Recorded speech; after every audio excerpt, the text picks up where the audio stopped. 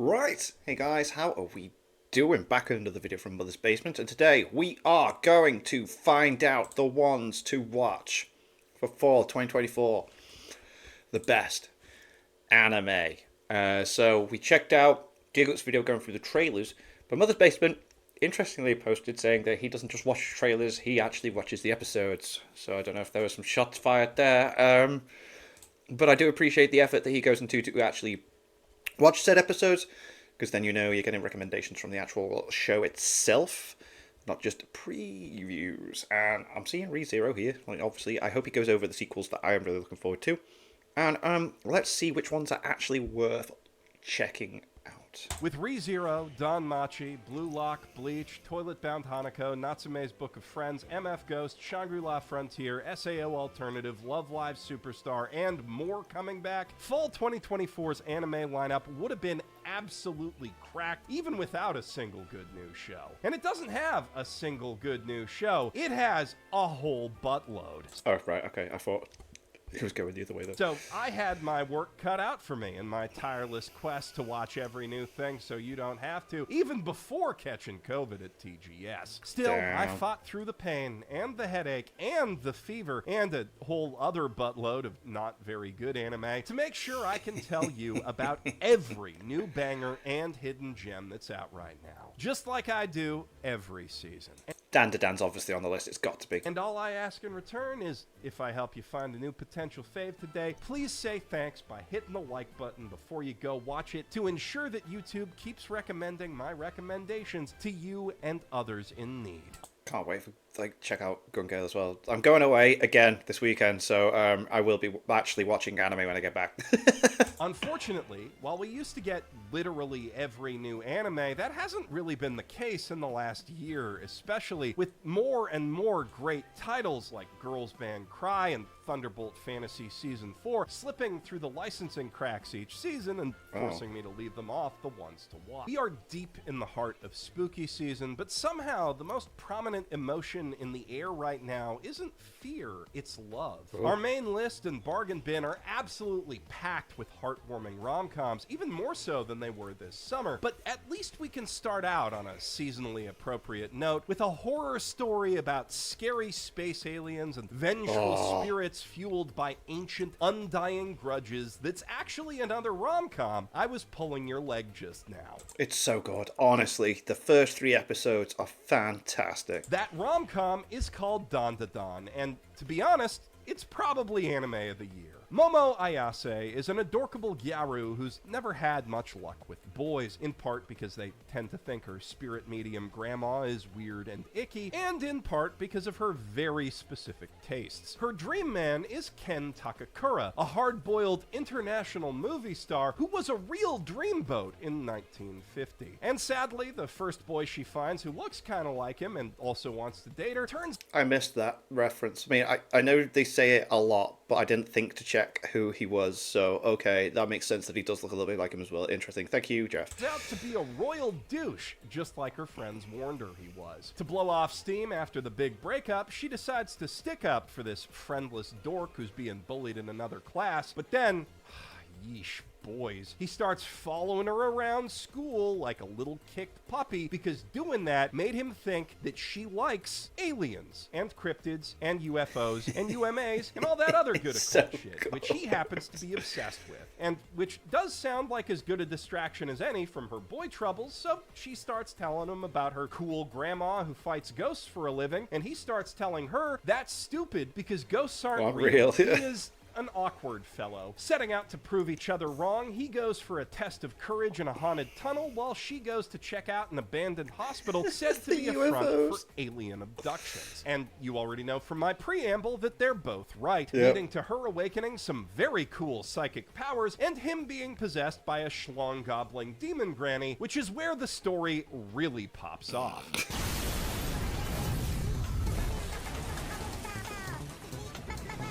And then it keeps popping up. Oh, the animation's so fucking good as well. To newer and cooler heights with each subsequent arc for going on 168 chapters now, constantly turning what any other shonen series would treat as monsters of the week or throwaway gags into serious, important plot points and characters, which it then builds off of in crazy, unexpected directions that never cease to surprise or delight, creating, in the process, the most kick-ass and least generic battle shonen story to debut through Jump since probably Hunter x Hunter, and also the best rom-com they have ever printed, period. And that's not even the best part. They took all that and gave it to Science Saru, whose experimental, digitally enhanced animation style is absolutely perfect for the material. Not to mention, weird sci-fi nonsense and supernatural action are the studio founders' bread and butter, and they have an in with Kensuke Ushio, one of the greatest living anime composers, and they were able to get Creepy Nuts and Zuto Mayo for the OP and ED. So when I say this anime is literally perfect, that it's firing on all creative cylinders, I mean all cylinders, even the dub is inspired. They got Rita Repulsa to play the schlong-gobbling demon grain. No way! Holy crap, that's so cool! I'll let you suckle my teats, boy. If you let me gobble your dong. Now, you might have noticed, even with how much I was gobbling Don-to-Don's schlong just now, I only said it's probably anime of the year, and that's because it's facing some mighty fierce competition. The greatest isekai of all time, for starters. Oh, of course, yeah. But also from another new Shonen Jump series, Blue Box, which happens to be the best romantic drama they've ever printed. With an adaptation helmed by the director of this does Blue look Jacket great. Lupin, music by Witch from Mercury's composer, and theme songs from Official Hige Dandism and Eve. Episode 1 is every bit as beautiful and moving as that pedigree suggests, evoking delicate yet potent feelings as it introduces us to Taiki Inomata, a passionate but unproven young badminton player at the elite, sports-focused private high school Eime, alongside his senpai, the animation on this is Kano, just phenomenal. I need ace to of their check this out. basketball team, whose diligent daily dedication to her craft is what inspires Taiki to get out of bed for practice each morning. I haven't watched like a proper romance anime series in a while. Like Your Lie in April is one that sticks with me. Like, that was bloody fantastic.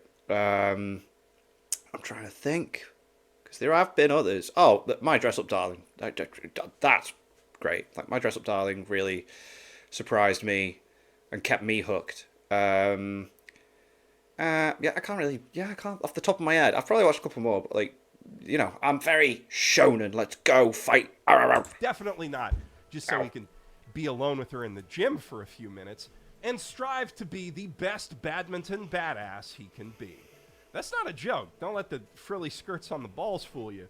Badminton is the fastest, most intense sport you can play without getting in a vehicle or falling down a mountain. Oh no, it is very fast-paced when you're playing it. Captures that badassery, and it's more. I used to love playing badminton. Though the anime hasn't gotten there yet, so I can't really judge it on those grounds. What I can judge are its romantic vibes, which are positively immaculate, and the way the actors and animators have portrayed the characters, which is equally impeccable. Especially when it comes to the most important character of all, Best Girl Hina.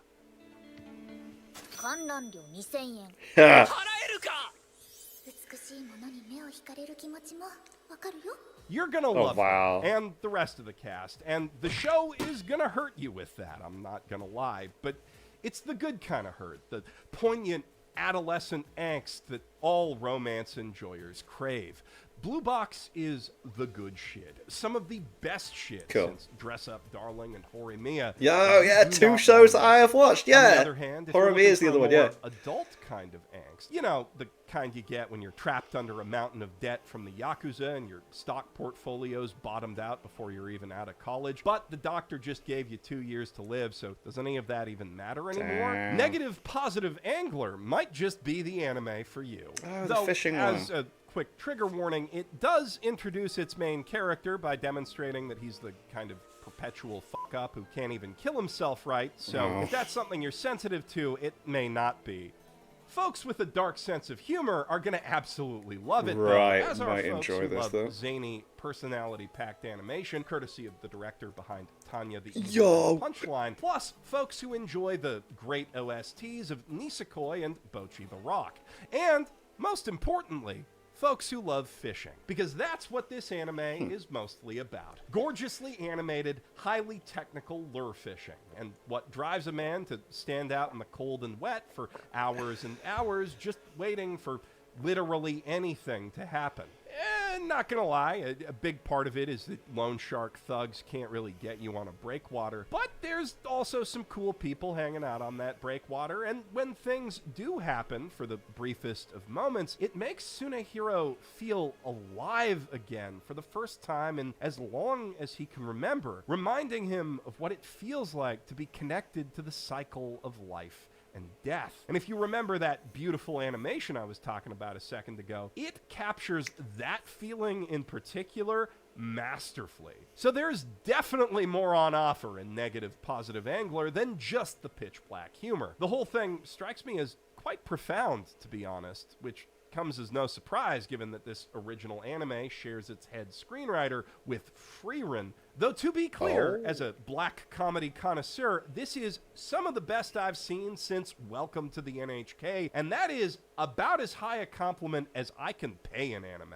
Speaking of anime by, for, and about grown-ups, though, real romantic comedy connoisseurs have long known... Oh, this is a very... I've not watched it. I'm just going from the giggle trailer reaction. This is a very confusing one. But if you want a genuinely good love story, the first place you should look is in yaoi. For yaoi, you see, is not written by the kind of cowards who bow to will they, won't they high school bullshit tradition. For decades now, researchers have wondered if it might be possible to bring the power of yaoi into a heterosexual rom-com, and How I Attended an All-Boys Mixer is finally here to answer that question with a resounding yes. The story goes thusly. 3 boys with 2 brain cells between them are invited to a mixer by a hot girl with a crush on one of them, and when they arrive, they're dismayed to find 3 smoking hot guys waiting for them instead. Soon, though, they discover those are actually the girls who work together at a, well, the subs translated as Drag King bar, but that implies a level of camp that doesn't really exist in Japanese crossplay host bars. Okay. As far as the patrons are concerned, they're just unironically hot dudes, and the boys here to date them can't help seeing them that way either, which of course leads to them feeling a little surprised and more than a little confused as the group date goes on, and they find themselves increasingly entertained by and attracted to the cute boys they're on dates with. Girls. それ俺の関節キス You know, yaoi stuff Brilliant. for the straights. The characters in this one are all immensely fun, the humor hits hard and doesn't let up from beginning to end, and the girls and boys alike are adorable no matter what they happen to be wearing in any given Yaoi stuff for the straights. scene. How I Attended an All-Boys Mixer is a playful, cheeky, unique romance that's sure to please anyone who's tired of old tropes and raging hormones. Not that I am. That's exactly the kind of anime I grew up on. And the original Ranma half holds a particularly special place in my heart as the very first long-form anime that I ever sought out and binged to completion of my own volition. Not because the powers that be put it on TV or they just happened to have the DVDs at my local Indigo Books, but because that shit was incepted into my core memories by Viz Media's ad placements on Pokemon VHS tapes and Electric Tale of Pikachu issues, and as soon as I figured out how torrents worked, I needed that shit. It also became my first big anime disappointment when, upon finishing 161 episodes, 11 OVAs, and 3 films worth of binging, I realized there was no ending, and given the vintage of the production, likely there never would be. So, as you can imagine, my hype's been through the roof ever since MAPPA announced their modern reinterpretation of the series, only growing with each gorgeous new trailer they've dropped. And now that it's finally here, I have complicated opinions, to be honest, but mostly I really dig it. For starters, I absolutely love the new colorful pop art style that they've gone with for the animation, which is much closer to Rumiko Takahashi's original manga, and Okay. overall I was quite impressed with the fluidity of the fight scenes and the gags, but at the same time, it did feel a little lacking in cinematicism compared to the original 80s anime, though, to be fair, that only really applies to the first 21 episodes of that original anime before they drastically scaled back the budget, and the new style should just be a straight-up improvement on everything that comes after that once we get there. The only thing that's a strict downgrade, in my opinion, is the removal of Ranma's nipples, which wouldn't bug me so much if they took her boobs with them, but those are still there, all smooth and Barbie-esque now, and it's weird. I'm sure Giguk said that like they were the first boobs he saw. Like first anime boobs were with this. That is so funny. Oh my god. To be frank, but that's a very minor nitpick. At its core, Nitpick. it's still Ranma, and that makes it one of the greatest comedies ever written. The hilarious tale of a boy who turns into a girl and all the different fiancés he's forced to juggle because his dad, who turns into a panda, is the second biggest piece of shit to ever live. Featuring an immense cast of lovable, memorable, certifiable psychopaths, very few of whom can decide who they want to bone, and all of whom make it everyone else's problem. With martial arts. The original series defined so much of my sense of humor, not to mention my taste in fictional women. If you got a thing for yanderes, it defined yours too. Ranma literally invented those, and I'm just so damn excited to see a new wave of anime fans discover it for themselves and reignite the bloodiest waifu war in human history. Shampoo is best girl. Death to the unbelievers. On that note, while most anime tend to be based around simple this looks interpersonal great. conflicts, ideological ones can be just as, if not more, compelling story fodder. Orb on the movements of the Earth is not the story of any one man, but of an idea. A fundamental truth of the universe suppressed by the Religion C Church, which reasserts itself time and again throughout the decades in Country P by way of bright and inquisitive minds that refuse to turn away from the elegant mathematical beauty of our universe once they see it, no matter how many of them the Inquisition burns at the stake for it. Specifically, it's the idea the Earth revolves around the sun. As you might have guessed from its non-committal naming convention for nations and religions, Orb is not based on the true story of heretical heliocentrists like Galileo, who was censored and persecuted, but notably not incinerated by the inquisitors of his day. To be blunt, if you're looking to replace your history text with an anime, you should look elsewhere. Yeah, Rather, okay. Orb dramatizes the popular myths surrounding the Inquisition and its enforcement of geocentric dogma in the Dark Ages to spin a fascinating philosophical yarn about the irrational obsession with truth over self-preservation that so often overtakes brilliant, rational minds, as well as the depraved ends that those who consider themselves righteous will go to in order to protect their worldview and the comforts and power that it brings them from those who dare to question it. There's a reason these tales have taken such a deep root in the popular consciousness in spite of the less violent reality being so readily available.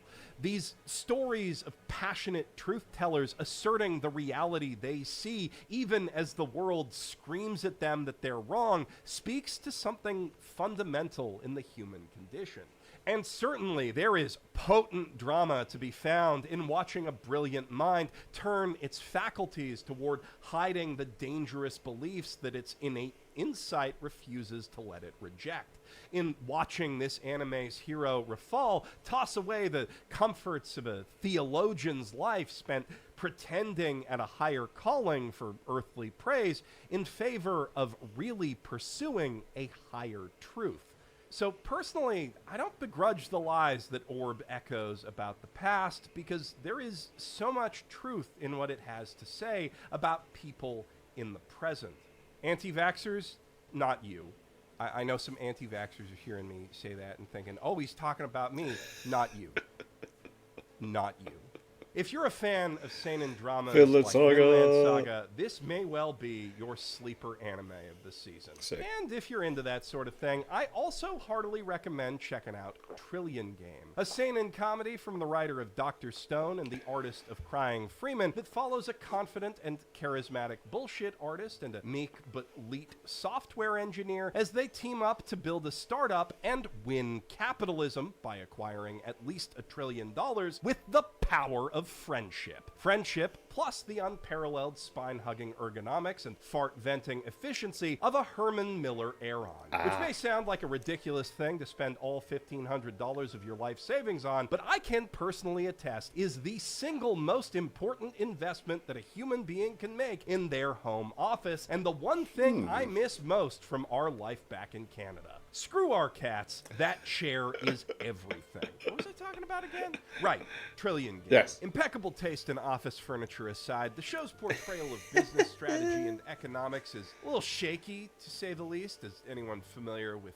Dr. Stone's Ryusui can probably guess. If you're looking for intense, high-level mind games, you should probably look elsewhere. The draw here is the charming and frequently audacious characters, as anyone familiar with Dr. Stone's Ryusui can probably guess, brought to life with witty dialogue and fantastic voice acting. It's also got a solid sense of pacing, an even better sense of humor, and an art style that really speaks to how fun all that other stuff has got to be if I'm praising it this hard in spite of that. I'm sure it looks better in the manga, though. Now, if stories of scrappy startups struggling beneath the feet of corporate giants sound exciting to you, you might also get This looks so good. Magie Lumiere, Magical Girls Inc. This looks Set funny. in a world beset by constant attacks from monsters called Kai, with over 500 different magical girl brands around Tokyo dedicated to fending those beasts off, the series follows Kana Sakuragi, a fresh young college grad with very little interest in any of that stuff. She simply wants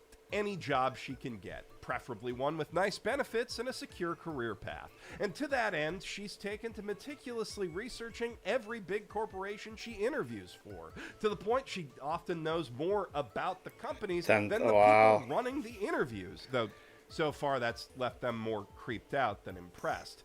And that doesn't change when she rolls into her 15th interview at a big finance firm, but when the room gets blown up by a horrifying amalgamation of eyes and icicles due to management cutting corners in their mandatory annual Kai inspection, her photographic memory and ability to think under pressure prove invaluable to the brash magical Gyaru who comes riding in to save the day. Before Kana knows it, she finds herself recruited by a ragtag crew of weirdos led by this man in a dress who just fucking loves magical girls so damn much you have no choice but to respect it. That's brilliant. I love that. I didn't know that was a part of it. That's so brilliant. Oh. And so, through her eyes, we get to be introduced to this I bet he takes it dead seriously as well. That's so brilliant. fascinating modern fantasy world of magic and management where wands and brooms come mass manufactured with troubleshooting manuals, and software engineers work tirelessly into the night getting the particle effects for their transformation sequences just right. No. Clever, unique world building that nicely complements the series' sharp satire of Japanese corporate culture and its loving send-up of magical girl tropes. With slick animation and a delightful premise, Magie Lumiere is sure to make anyone who fucking loves magical girls as much as the boss does very happy indeed. So Demon cool. Lord 2099 takes a darker look. Oh, is this actually good? Oh, because I'm generally interested because I think this is a really good concept.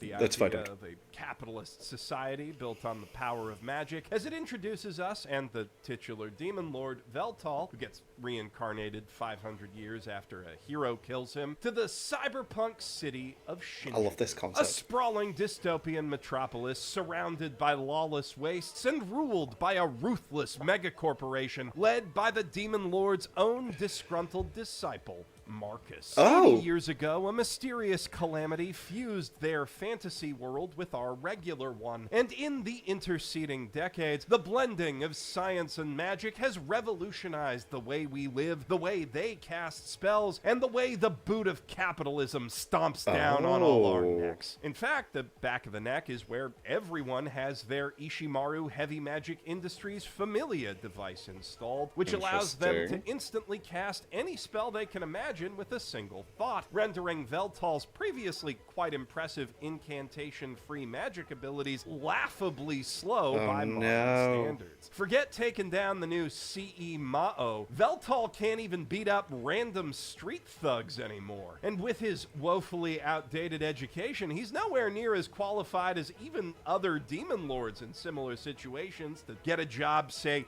managing a McDonald's. But while he may be down, he ain't out yet. He still has his most loyal servant Machina by his side, plus a new friend in the self-described pretty girl hacker Takahashi, and with their help, he's gonna take over the world using a different kind of magic, the magic of live streaming. Demon Lord 2099 is a little bit Hataraku Mao-sama, a little bit Shadowrun, and overall, a whole lot of fun. Oh, I didn't... Wow, okay, that's... live streaming as well. Okay, I'm gonna have to... Speaking of cyberpunk dystopias, though, Mecha UD Mechanical Arms is exactly the kind of plucky underdog... This looks so freaking good. ...story that makes me want to cheer for it. And I'm not just talking about how the show's naive young hero gets unwittingly dragged into a secret war between megacorporations and terrorists over the future of the titular race of sentient, superpowered robot lamp. Kind of reminds me of X-Arm now. Now that I've just thought about it. Began life as a obviously the animation looks a hell of a lot better. To help young up-and-coming animator Sai Okamoto achieve her dream of directing her own original anime, ultimately raising over $60,000 to fund the production of a pilot OVA which dropped in 2018. Right. That pilot was a little rough around the edges, as you'd expect from that kind of budget, but brimming with obvious passion, and it clearly showed enough promise to secure funding for Okamoto and her studio Triff to produce an entire TV series. So cool to see 6 stories years like later, this. That series is finally here, and its charming, over-the-top animation style and slick blend of 2D and CGI elements would look impressive even if I didn't know its origin story. In its bold tone, its snappily paced plot, its expressive animation, and especially its wild, bombastic action, it is intensely reminiscent of Studio Trigger's work. And to top it all off, Definitely looks inspired. friggin' Sawano did the soundtrack.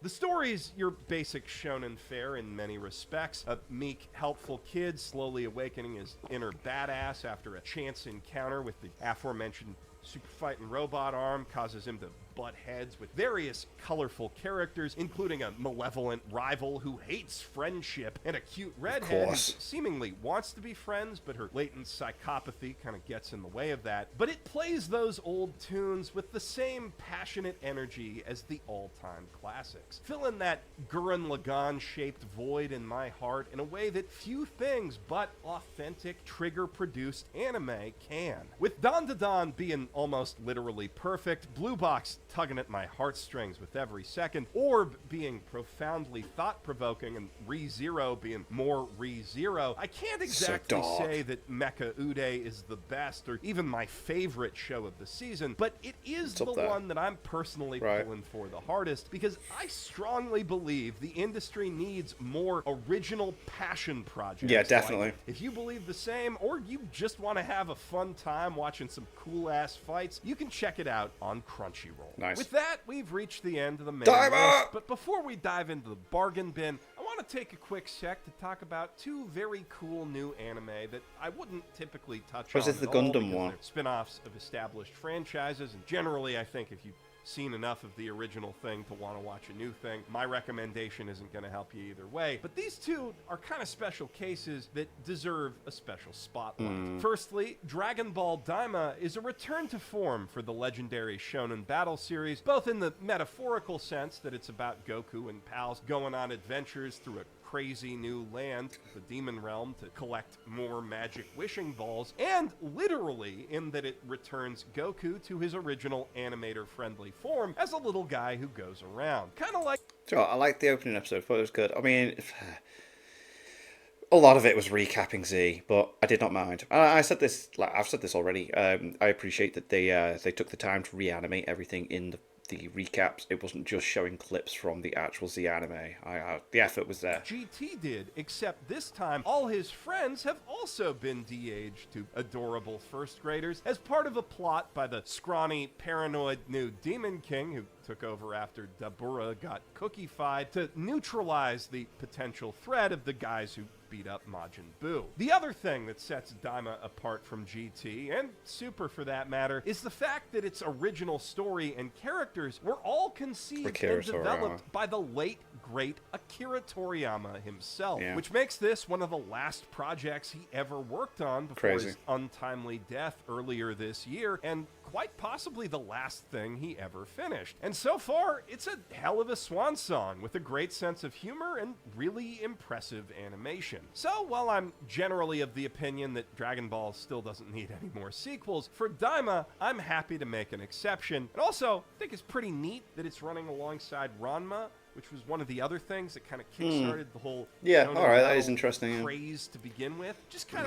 of a cool thing that's happening. Speaking of new takes on classic anime, though, Gundam Requiem for Vengeance is a promising new project set in the Universal Century timeline, which takes us back to the 1-year war for a look at the generally underexplored European front from the perspective of the Zeon invaders, who were the bad guys in the original anime, if everything I just said sounded like gobbledygook to you. Now, putting us in Zeon's shoes isn't really new for the franchise, which has always portrayed the morality of war in tragic shades of gray. But what is kind of new, for anime at least, it's been done before in manga, and pretty damn metal regardless, is how those Zeon protagonists see the titular prototype Gundams as these unstoppable horror movie monsters raining death and fire on the battlefield, which is a portrayal very well suited to the new ultra-realistic CGI style. That looks boss. And on that note, as a sci-fi anime cockpit enthusiast, I am generally quite stoked for the insane level of technical detail that style facilitates in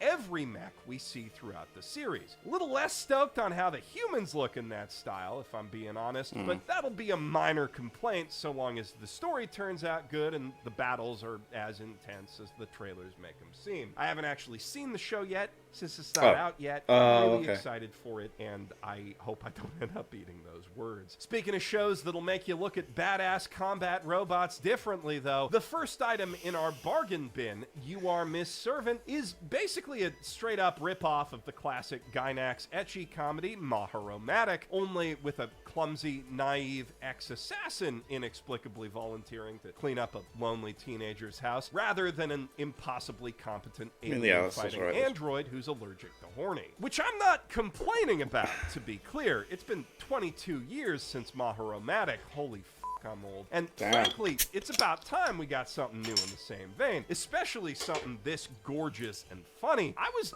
just a little shocked by how few of the Zoomers I've seen talking about Miss Servant online have even heard of the show that so clearly inspired it. So if you've never seen Maharomatic, consider that a very enthusiastic bonus recommendation. It's one of the last shows ever made with cell animation and one of the only ones made in widescreen, and it is still one of the most gorgeous things you'll ever see on TV. If you have seen it though, good news, you'll find more of that classic early 2000s style ecchi nonsense alive and well in Tying the Knot with an Amagami Sister. A harem thing about a Reddit atheist who moves into a shrine only to end up getting in heated religious arguments with the pious tsundere shrine maiden while her ditzy older sister's all like, "Oh, why can't you get along? Oh no, I fell on you titty first." And her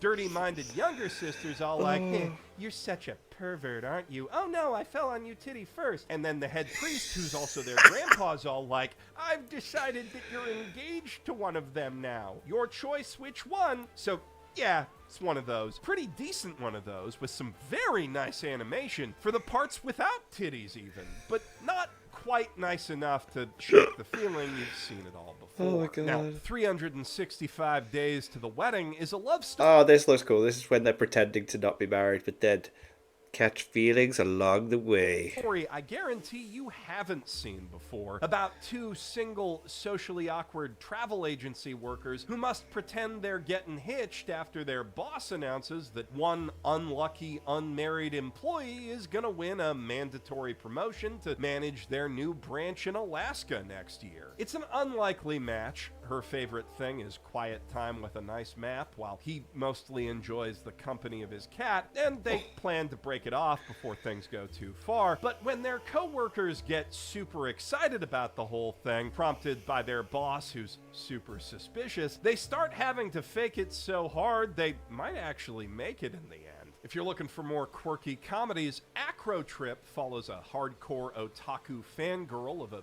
very low-rent, small-town magical Wonder Egg girl Priority, who ends up that's what the being animation recruited of the by eyes small reminds me town's of. low-rent evil organization when the leader realizes he's kind of a dumbass and she's way better at evil plans than him, which she ultimately decides to go along with, in part because it means she gets magic powers, but mostly because the town has become increasingly unimpressed with all the decidedly unthreatening threats Berry Blossom has to face each week, and her number one fan ain't gonna take that kind of disrespect lying down. If you're a magical girl otaku, or you just enjoy the genre casually, Acro Trip is a quirky parody with an original hook, wonderful characters, and a razor-sharp wit that's sure to put a smile on your face. Okay. It's also, hands down, one of the jankiest pieces of animation I have ever laid eyes on, outside of a few nice Sakuga cuts in episode 1, but somehow that messy style ends up really fitting with its overall vibe. In contrast, Stories of Girls Who Couldn't Become Magicians is a positively gorgeous anime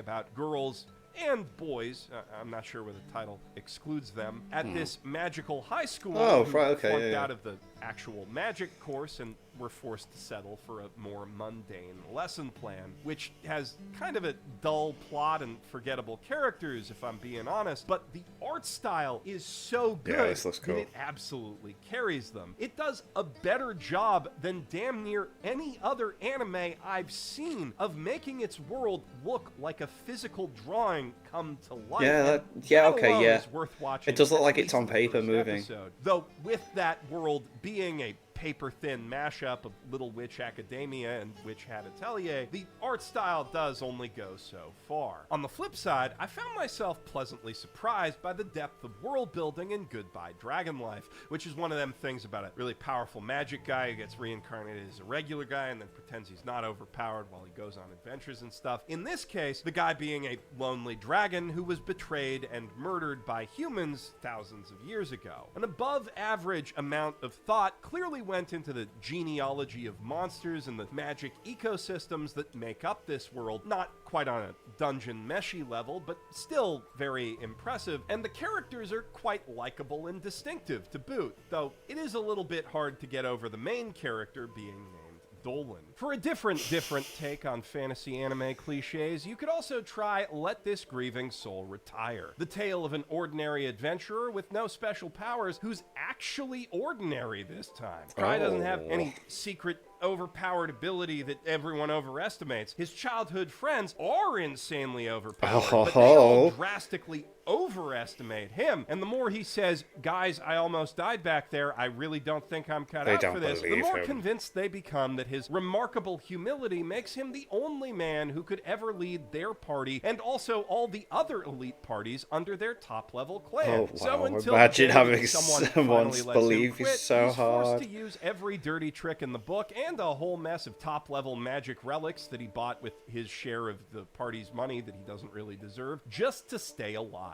All while the adventurers around him assume his every fuck-up and lazy cop-out is part of some grand master plan that he absolutely does not have. Yeah, that reminds me of like Ainz from Overlord with Demiurge, and every time he does something, Demiurge is like, he meant to do this whole time, and it's like, well, yeah, yes, of course, continue with that. If you're looking for a less action-packed sort of fantasy fantasy that still features some solid world building, I also recommend Nina the Starry Bride, a story about a feisty orphan girl with beautiful blue eyes who suddenly finds herself living in a palace when the blue-eyed princess priestess of their desert kingdom dies in an untimely carriage accident, and the crafty second prince seeks out a substitute to save the political marriage that she was bound to, only for a new political crisis to rear its head out of nowhere when he and Nina start developing unexpected feelings for each other. Speaking of relationships with potentially disastrous consequences, Yakuza Fiancé this does is a look good. seinen romance series for all the folks The animation's out there a bit who feel like anime odd, but romance isn't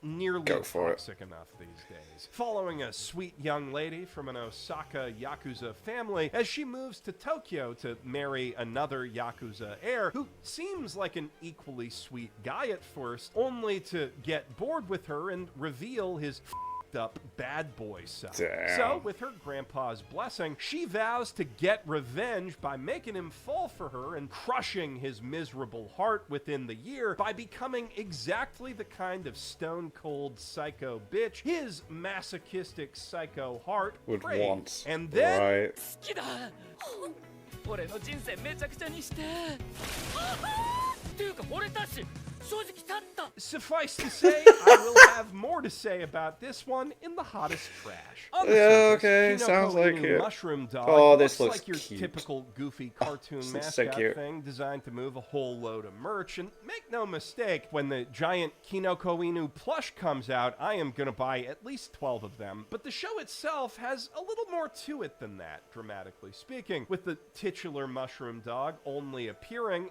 after the regular dog that the protagonist had since his parents tragically passed away when he was young dies of cancer. So while the show more than meets its quota of charmingly goofy little guy animations that'll make you smile from ear to ear, it'll also kick the absolute shit out of your yeah, heart. I'm a while it's sucker at for all it. that stuff. And as people who love us some adorable ass mascots and sad ass anime, Yazzie and I really found ourselves enjoying that. But fair warning, don't get too sad about it, or the Mushroom Dog might do some arson to cheer you up. If you too enjoy sad-ass anime, then you might also have a good bad time with Suma Show, or My Wife Became an Elementary Schooler, the incredibly moving and Yeah, this does look good.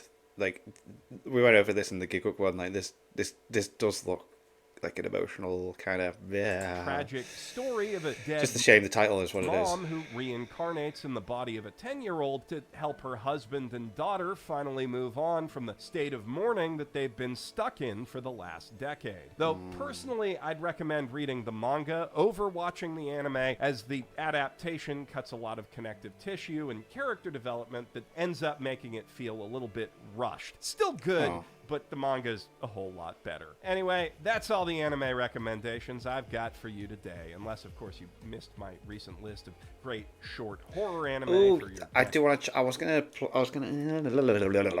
check that out closer to Halloween. I have got that on my list, so yeah. binge night or Halloween party, or time you just feel like watching something spooky and you don't want to make a whole thing out of it, like how I don't want to make a whole thing out of this outro. So real quick, here's a list of all the ones to watch, plus the where to watch anime it. and where you can watch Hey. them. Just remember, before you go watch them, to leave a like as thanks for the recommendation. I'm Jeff Fu, professional guy who's still got some COVID brain fog, milking that shit for at least one more easy sign out. Very cool. Very cool. It's cool to see the actual perspective of someone that's watched it proper. So, yeah, I mean, we've got two recommendations that he hasn't watched. Like, I think Dimer at the time, it's only a day on. Oh, so when I put this out, we got 2 episodes. But, yeah, not at the moment of recording. But, so really cool recommendations. That Overlord 2099, as soon as he mentioned the live streaming bit, I was a bit like, oh, but it could be funny. I was expecting a pure dark gritty approach to and like a resurrected demon lord coming into a cyberpunk scenario, but see how I go. Like I said, I'm away again, but once I'm back, I'll actually be watching some anime. I've been actually trying to catch up on Star Wars as well, but yeah, that's Star Wars Rebels. First few episodes, pretty decent. But anyway, thank you to my patrons. If you want to have your name at the end of every video, I want to be able to watch Patreon-only reactions, such as the original Dragon Ball series. Link in the description to the Patreon page. $1 a month is all I ask to help support the channel. It's greatly appreciated. Thanks for that. Thank you all for watching. What do you guys think of that? What do you guys think of this? Click like, subscribe if you haven't already. Leave comments down below. Let me know what I should watch and discuss in future videos. And I'll see you guys all, guys. Nick Dam.